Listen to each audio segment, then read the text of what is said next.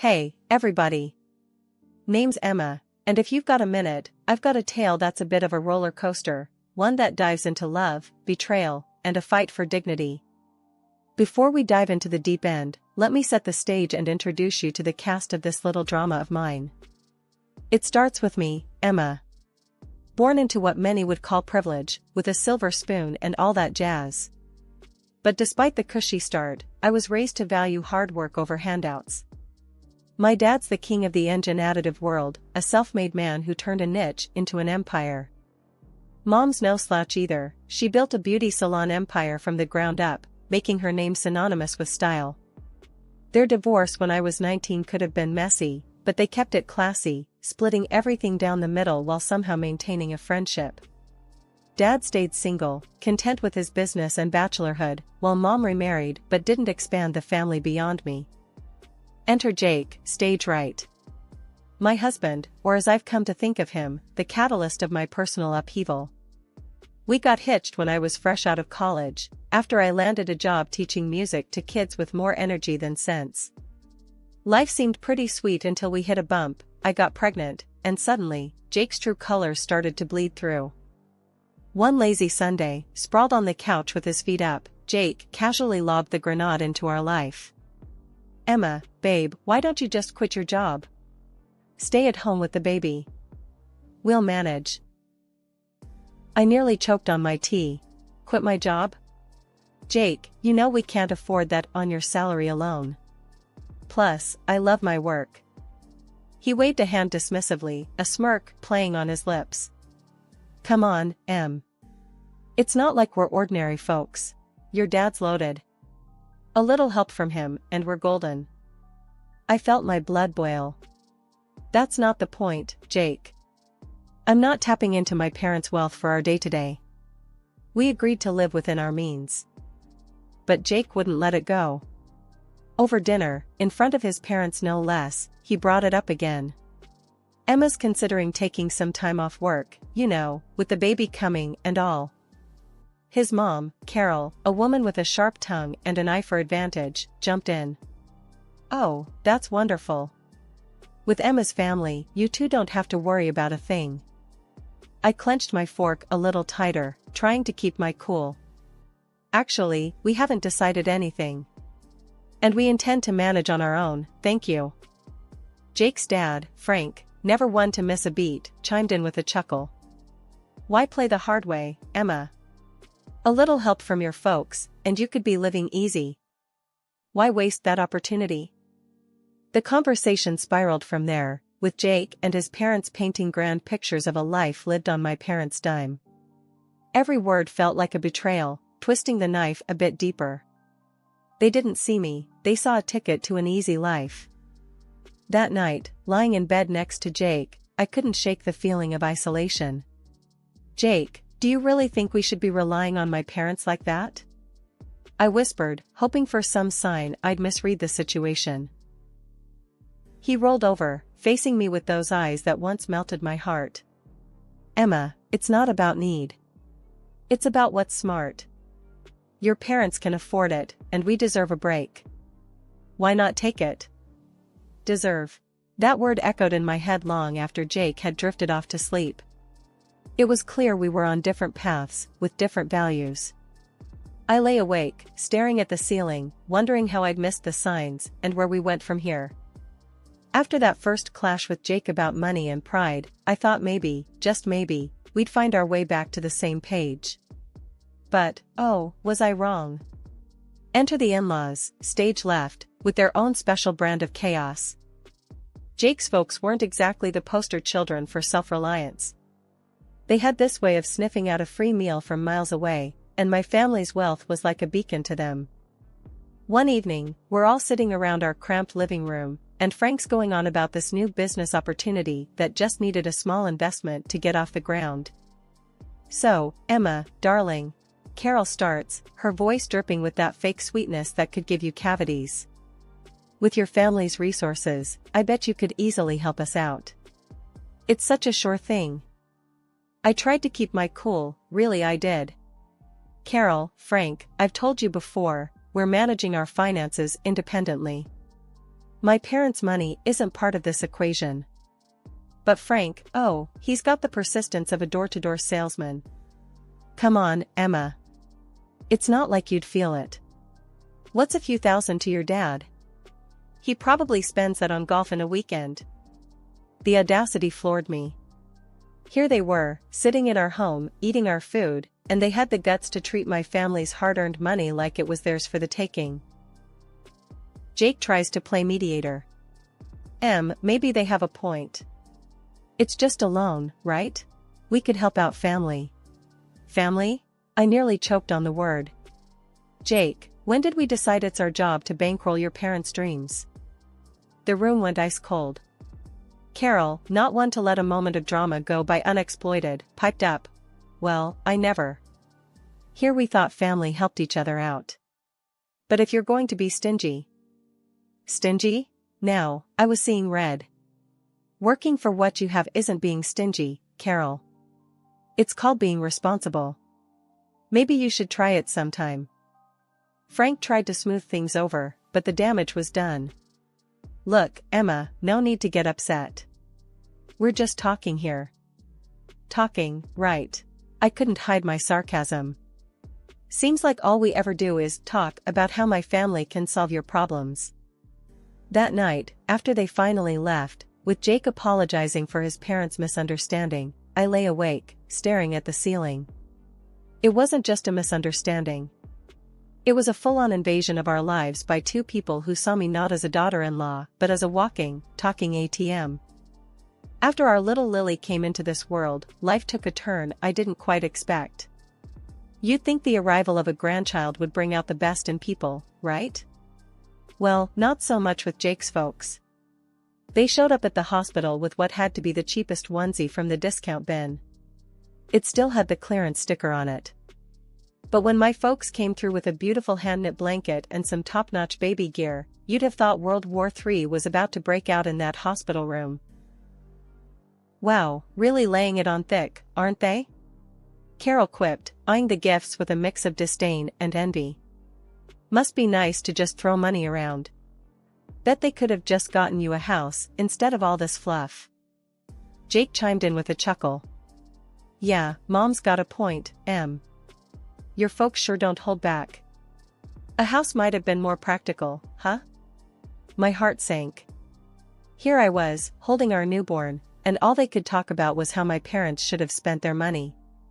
It stung, hearing Jake echo his mom's words. Was our daughter just a dollar sign to them? I tried to keep the peace, biting back my growing anger. Well, it's not about the price tag, right? It's the thought that counts. But Frank wasn't about to let it go. Oh, sure. But when you think about it, a nice little investment in property, now, that's a gift that keeps on giving. The ride home from the hospital was tense. Jake tried to smooth things over, saying his parents were just old-fashioned and didn't mean anything by it. But the seed was planted. Doubts started creeping in about why Jake really married me. Was it love, or was my family's bank account the main attraction? A few weeks later, during one of their unsolicited visits, Carol brought it up again. We were all crammed in our living room, Lily fussing in my arms, and Carol couldn't resist a jab at the new stroller my mom had bought us. Must be nice, having your folks shower Lily with all these expensive toys and gadgets. Though, a contribution to a house fund would have been more useful, don't you think, she said, her voice dripping with that passive-aggressive tone I'd come to dread. Jake, sitting beside his mom, nodded. Actually, babe, we've been talking. Maybe your parents could help us out with a down payment instead of more baby stuff. Makes sense, right? I was floored. Not only were Jake's parents relentless, but now Jake was on board with turning our daughter's birth into a bargaining chip for financial gain. It felt like I was living in some twisted reality where love and family meant less than material wealth. Is that what this is about for you, Jake? Using my parents for money? I couldn't hide the hurt in my voice. I thought we were in this together, for better or worse, not for richer or poorer. Jake looked taken aback, but Carol just sniffed. Well, when your wife's parents are rich, it's only practical to think about these things. After they finally left, I lay awake, staring at the ceiling, Lily asleep beside me. The realization hit me hard. My marriage, my family, it all felt like a transaction to them. And I was the currency. The last few years have been a roller coaster, to say the least. Lily's grown into a fiery little 3-year-old, full of life and laughter. But life threw us some curveballs that I never saw coming. First, it was Mom. The accident was sudden, a shock to all of us. I was drowning in grief, barely keeping it together, for Lily. But Jake? His first question wasn't about how I was holding up. No, it was, so, how much are you getting from your mom's will? It felt like a slap in the face. My mom wasn't even cold, and here he was, eyeing her legacy like a vulture. According to Mom's will, I inherited the barbershop chain. I knew nothing about running a business, but Jake was quick to offer his expertise. "Babe, let me handle this. You know I've got a knack for business," he said, all confidence and smiles. I was too lost in my grief to argue. So, I let him take the reins, though I made sure the ownership papers stayed in my name.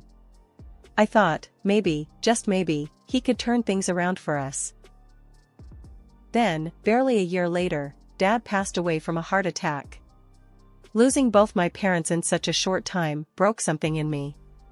I needed Jake more than ever, but all he could talk about was what we'd inherit from Dad. The day after Dad's death, Jake's parents came over. I expected maybe a shred of decency, a moment of respect for my loss. But no, they dove straight into speculations about Dad's wealth. "So, Emma, must be a hefty sum coming your way, huh?" Frank said, barely able to contain his glee. I saw red. "Can you not? For once, just stop talking about money," I shouted, the words exploding out of me like shrapnel. Carol put on her best offended face. "Well, I never. We're just concerned about the family's future. No need to be rude." Jake tried to play peacemaker, as always. They're just curious. It's a big deal, you know?" "A big deal?" I echoed, my voice rising. "My parents are gone, Jake. And all you and your parents can think about is cashing in? Is that all I am to you? A bank?" The room fell silent. The tension was thick enough to cut with a knife. Jake looked at me, then at his parents, and mumbled some half-hearted apology. But the damage was done. I couldn't stand the sight of them, their greed, their complete lack of empathy. "Get out," I said, my voice steady, but cold. They left, Carol muttering under her breath, Frank with a scowl. Jake lingered, trying to justify his parents' behavior. But I was done listening. 2 days after my dad died, Jake comes bouncing through the doorway earlier than usual. "Babe, I've got awesome news." He beams at me, barely containing his excitement. "I've struck a deal, to sell the hairdresser chain. Can you believe it?" My jaw nearly hit the floor. "What? You did what without even asking me?" I was fuming, feeling a mix of betrayal and disbelief.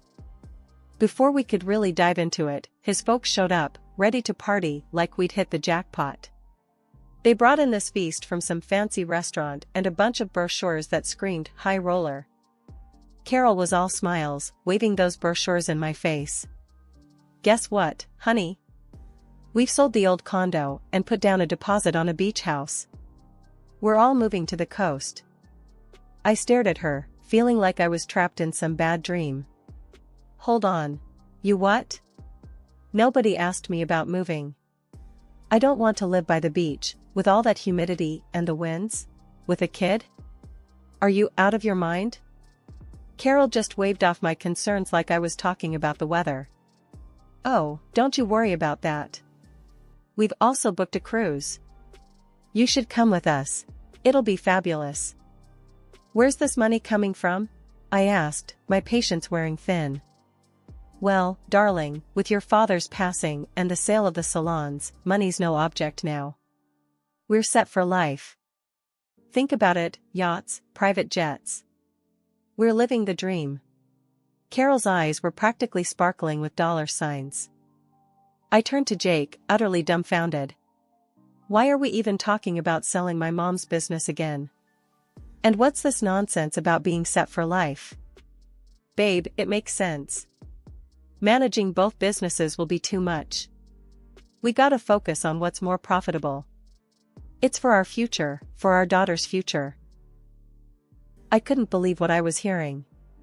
The greed, the audacity, it was all too much.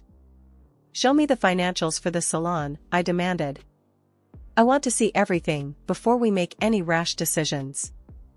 Jake squirmed, avoiding eye contact. Look, it's all about our future, about making sure we're comfortable. His parents joined the chorus, pressing me to just let go and enjoy the windfall. But looking at them, all I could see were vultures circling. Why the rush to sell the hairdresser shops again? I pressed, needing answers from Tom. Jake shrugged, the picture of faux reason. Look, babe, after your dad's gone, juggling both businesses just doesn't make sense. We gotta focus on what brings in more dough. The car oil thing is a gold mine, compared to the salons. His folks perked up at this, chiming in with their 2 cents. Darling, think about it. Selling those little shops could give you a life of luxury. Why waste your time on them? His mom cooed, her voice dripping with greed. The sight of them, practically salivating over my inheritance, made my skin crawl. I want you to leave. Now, I said, my voice firm, my resolve stronger. This is a time to mourn my father, not feast on what he left behind. Jake tried to interrupt, but I cut him off. And another thing, this is my inheritance we're talking about. Mine. You and your parents have no say in this. The air turned icy as they realized I wasn't the pushover they thought I was. With heavy steps and heavier scowls, they left, leaving me to ponder the lonely battle ahead. The dawn after my father's funeral found me in a fog of grief, the world around me dulled to a monotonous gray. That's when Jake decided to inject his version of color back into our lives. Over a breakfast that tasted like cardboard, he launched into his agenda. We need to call a meeting with the founders of your father's company, pronto, Jake stated, his voice slicing through the quiet like a knife. I paused, a piece of toast halfway to my mouth, and stared at him. Jake, my father has just been buried. Can't this wait? I need some time to process everything.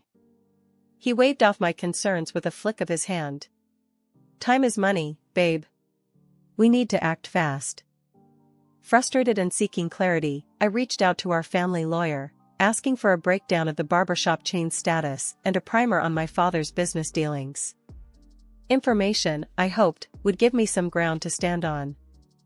A month whirled by in a blur of legal jargon and financial statements until Jake, accompanied by his parents, descended upon our house once more, each of them bursting with unsolicited advice and greed-laden suggestions. Without so much as a hello, Jake dove right in. You know, I've been thinking, I'm the right man to lead your dad's company. The audacity of his claim left me speechless, but he wasn't done. And, I'll need a new car. Something that screams business mogul. The latest BMW should do the trick. Before I could even muster a response, Carol chimed in with her own outrageous demands. The coastal house is nearly ready. We just need to throw in another $300,000, plus some for furniture. And, dear, I expect you to set up an account for me. I need to maintain my lifestyle, after all. After listening to their endless demands, I knew what I had to do. It was like a switch flipped inside me. No more Mrs. Nice Gal. Clutching the divorce papers like a shield, I stepped forward, interrupting their chatter. Jake, we need to talk, I announced, placing the papers before him on the coffee table. He picked them up, a frown creasing his forehead. What's this, then? His attempt at nonchalance couldn't hide the tremor in his voice. Divorce papers, I stated, every word deliberate, icy. I've had the business audited. Jake, you've run it into the ground. It's teetering on the edge of ruin because of your management. His face drained of color, a guilty child caught in a lie. I was trying to make it better, he stammered, his excuses as flimsy as his confidence. Make it better? By firing our most talented staff and neglecting the core of what made the business succeed. My voice rose, fueled by a cocktail of anger and betrayal. Carol, ever the meddler, couldn't resist intervening. Now, dear, let's remember he's entitled to half of everything. Marriage binds assets, after all. I couldn't help but laugh, but there was no joy in it. Nice try. But everything's been in my name since before I made the colossal mistake of marrying your son. He gets nothing from me. The room went silent.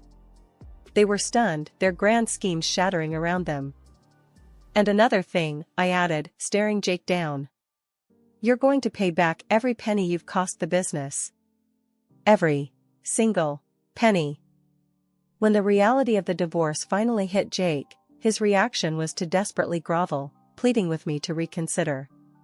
Please, can't we talk about this? There has to be another way, he begged, his voice cracking with desperation. His parents, not to be outdone in the drama department, launched into their own tearful performance. They lamented about sinking all their funds into the coastal house, a property now hanging by a thread without the next installment. We're going to lose everything, his mother sobbed, her tears flowing freely. Please, think of what this means for us. I listened, my heart hardened by their previous actions, feeling nothing but a detached coldness towards their plight. Sorry, but that's your mess, I stated, my tone unwavering. With a newfound resolve, I guided them to the door, closing it, and this chapter of my life, behind them. In the days that followed, I didn't allow myself to dwell on the past. Instead, I focused on the future, selling the apartment that Jake and I once shared. The sale provided just enough for a quaint, welcoming house that promised a new beginning for my daughter and me. Stepping into our new home, I felt a weight lift off my shoulders, a sense of peace enveloping us in a way that had been missing for too long. The wheels of justice turned slowly but surely, and when they finally caught up with Jake, he was ordered to compensate for the turmoil he'd inflicted on the hairdresser chain. The courts determined that his recklessness had a price, and he was forced to liquidate his share of our old apartment to meet his financial obligations. Watching him being held accountable for once felt like a bittersweet vindication for the hardship he'd put us through. Out of nowhere, my phone rang one day, and on the other end was my former mother-in-law, her voice laced with desperation. We're in a bind. We need help to buy a place, any amount would help, she pleaded, her audacity leaving me incredulous. I took a deep breath, collecting my thoughts, before responding. You made your bed, I replied, my tone steady and resolute. It's time you lie in it.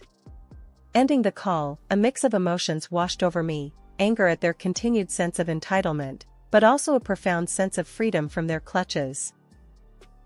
After everything that went down with the divorce and wrestling back control over my mom's hairdresser chain, life finally started to brighten up again. It was a tough climb, but gradually, the salons began to find their old spark. Bringing back those top stylists we'd lost felt like a victory parade. Watching them walk back through those doors, ready to bring their magic back to our chairs, it was like watching the place come alive again. Turns out, I was more cut out for the business world than I'd ever imagined. Each day was a new lesson, a new surprise about what I could achieve. If it hadn't been for being cornered by life's cruel twists, I might never have uncovered this side of me. Handling my dad's car oil business was another mountain to climb. For now, I decided to bring in a manager to steer the ship while I got my bearings. It's all yours for now, but keep me in the loop, I told him, making it clear I was still in charge. Once Lily's old enough, maybe around 20, I'm thinking of passing it to her if she's interested. I want her to have options, to choose her path. Meanwhile, I'm dipping my toes into it, learning the ropes. Our new home, just me and Lily, was a haven of peace, a world away from the turmoil we'd left behind. It was small, sure, but it was ours, a place where we could grow, heal, and build something new. Every corner filled with laughter, every nook cradling a memory we were making together. Out in the garden, Lily's laughter was a balm to my soul. "Mommy, when I grow up, I want to be just like you," she'd say, her eyes alight with wonder and admiration. "You're going to be even more amazing," I'd respond, pulling her into a hug. I knew, deep down, that we were on the brink of something wonderful.